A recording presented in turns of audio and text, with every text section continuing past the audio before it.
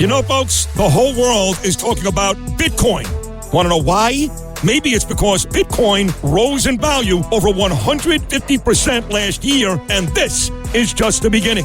Bitcoin is online investing that anyone can do. Visit bitcoinuniversity.org today. Take a master class. Download the Book of Bitcoin and take your investment portfolio to the next level. Visit bitcoinuniversity.org and discover all that a Bitcoin can do for you. That's bitcoinuniversity.org, bitcoinuniversity.org.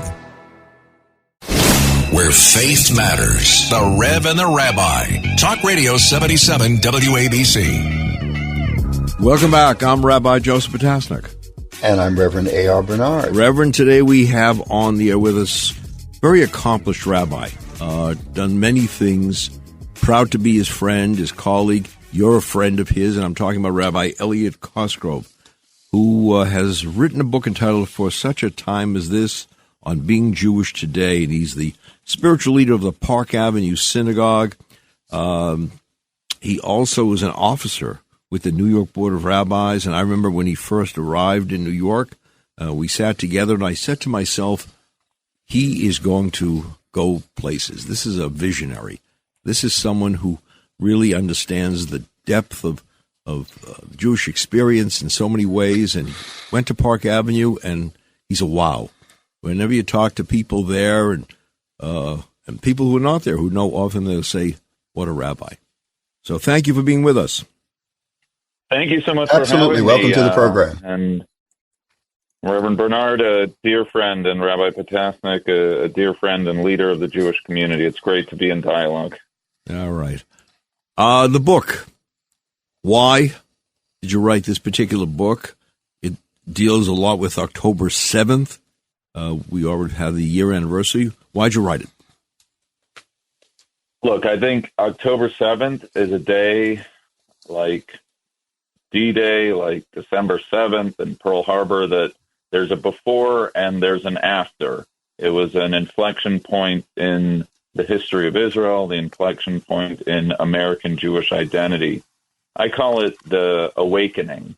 That is the way I begin the book, that we woke up to a different reality that day. Of course, we knew anti-Semitism existed. Of course, we knew Israel was surrounded by those who seek its destruction. Of course, we knew that there were difficult questions about the connection to Israel between diaspora Jewry.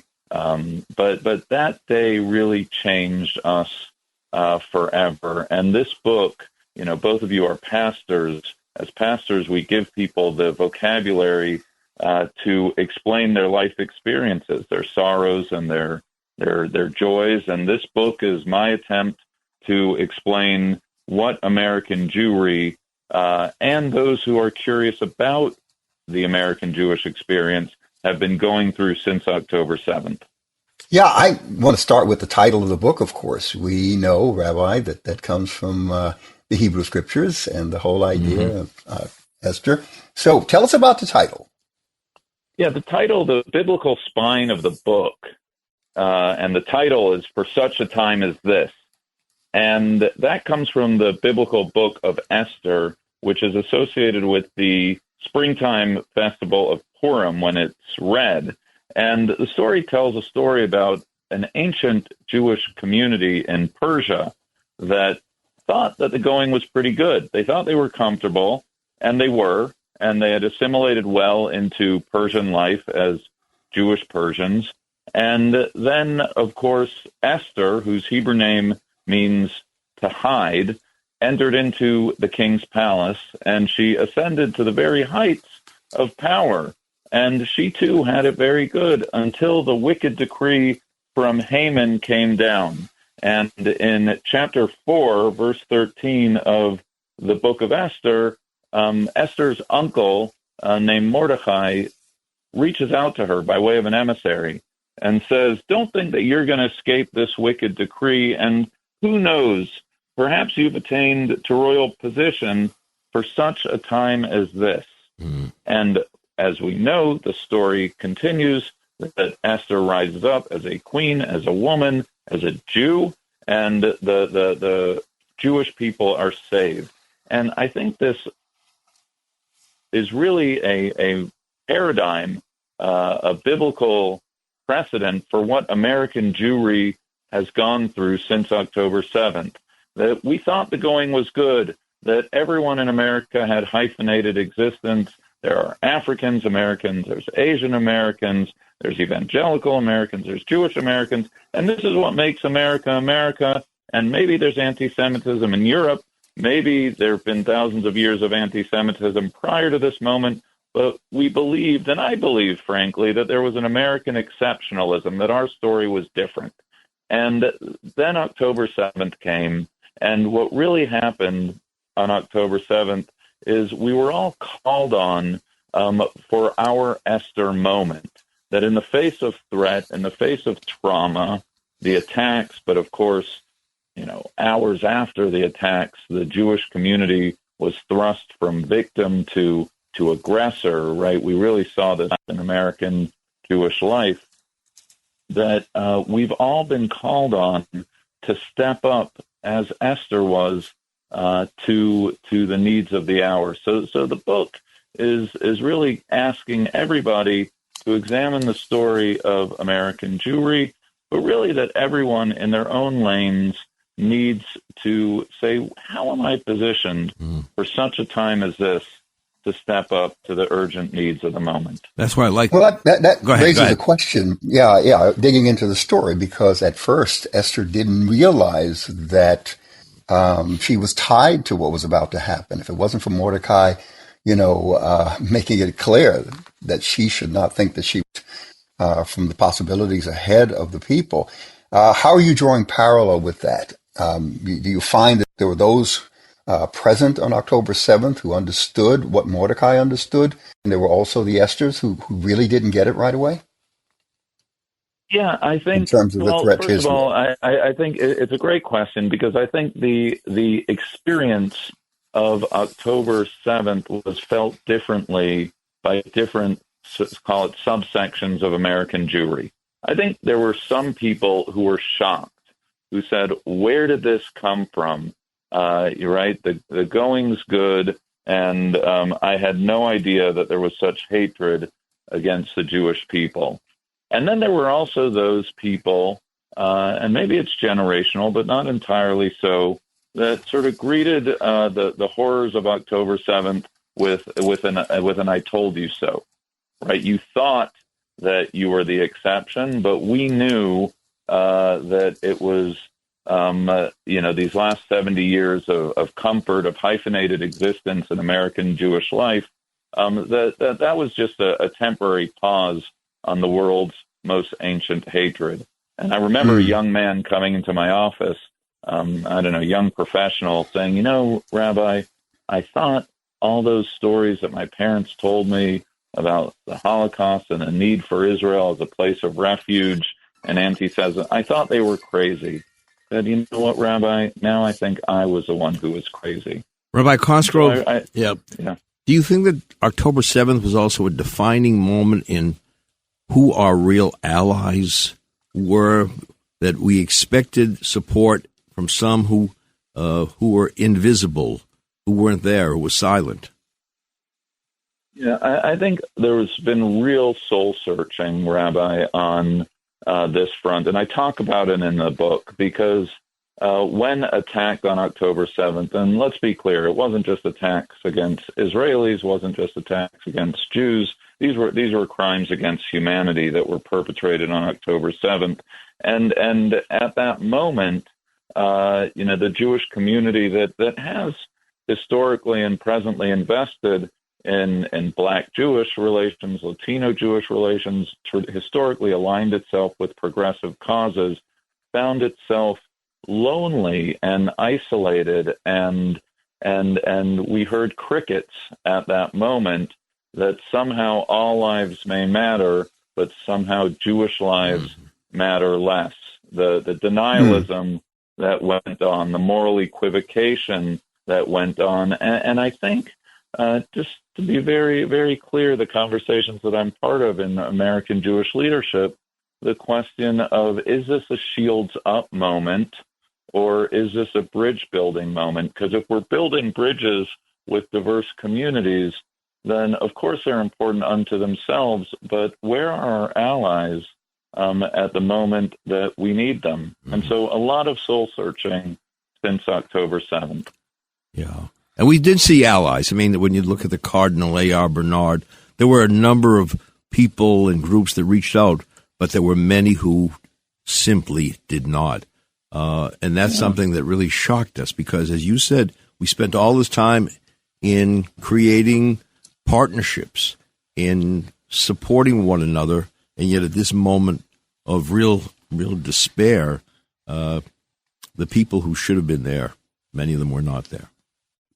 Yeah. Rabbi, you also, Rabbi Cosgrove, you talk about in the book that you notice that even though this has been a dark time for the nation of Israel and the Jewish people globally, that they was experiencing something profound and beautiful, and that is a deepening, abiding connection to the Jewish community, to their own culture and faith. Can you talk about that? Yeah, some people call it October 8th Jews. Some call it the surge. I have seen, and my colleagues have seen, by any metric, an engagement with Jewish life. I've been doing this for decades now, the likes of which I have never seen.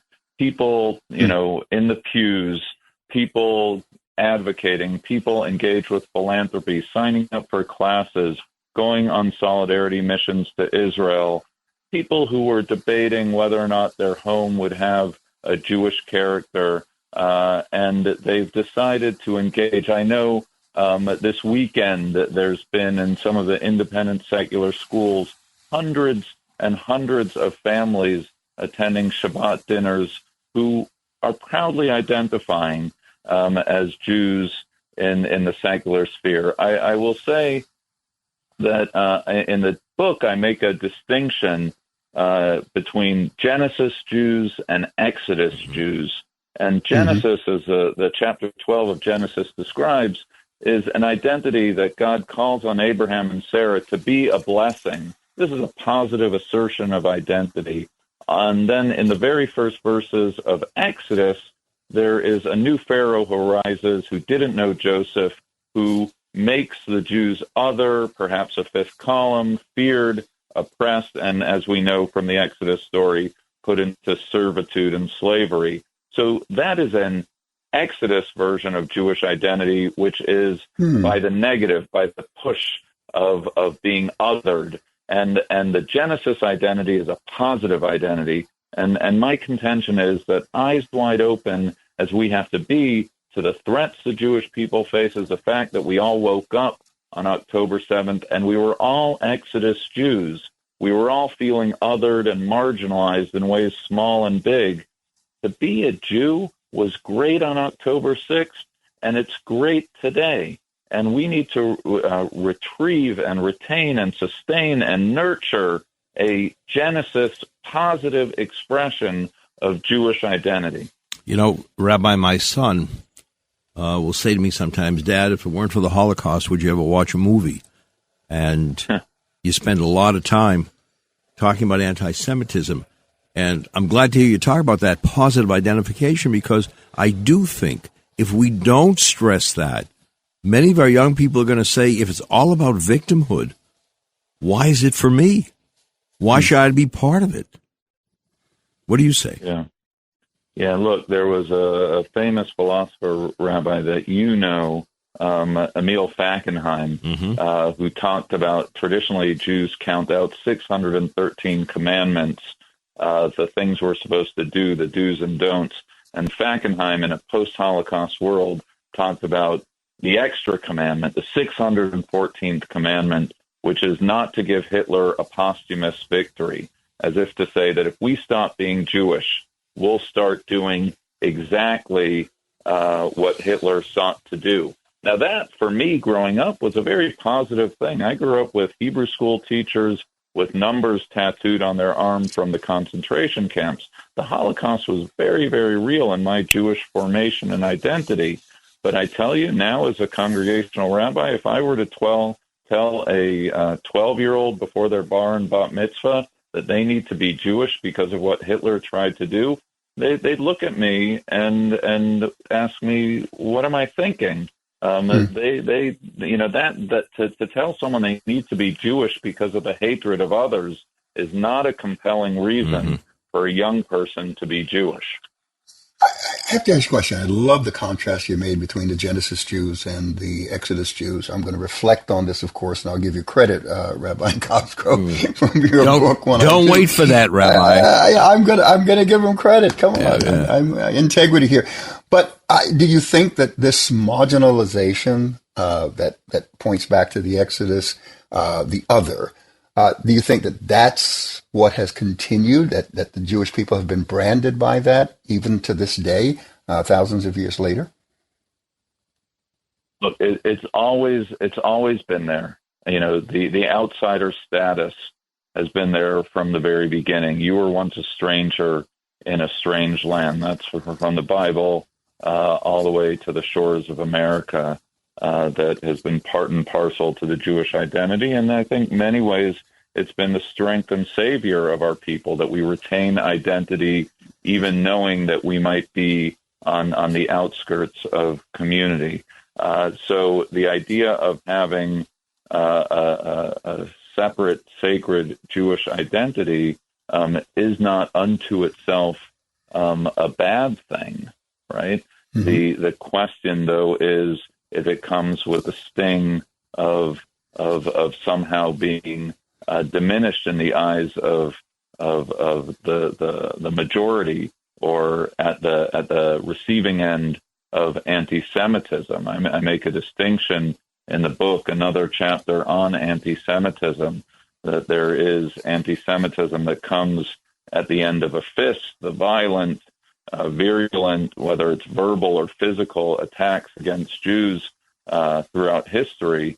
But then there's also a more genteel anti-Semitism, right? When Jews are disinvited from academic conferences, from film societies, from cultural festivals, when kids on campus aren't invited into progressive Jewish circles because as Jews, they somehow must, by extension, support the Jewish right to self-determination in our historic homeland. Or even, this past week when we saw the horrific attacks on the streets of Amsterdam, right? There's anti-Semitism, which you can name, but then when you see how the media has portrayed that they say, oh, these are just soccer fans being hoodlums, and boys will be boys, as opposed to what should happen, which is to call it out as anti-Semitism, plain and simple. And this moral equivocation isn't at the end of a fist, but it is a veneer of equivocation that sort of gives the green light to ancient hatreds to play out in our lives. Especially when it was proof that this was Jew hunting, as they called it. They have, in the investigation, this was planned before a soccer match, and absolutely no justification. We'll be back with more conversation with Rabbi Elliot Cosgrove. Stay tuned.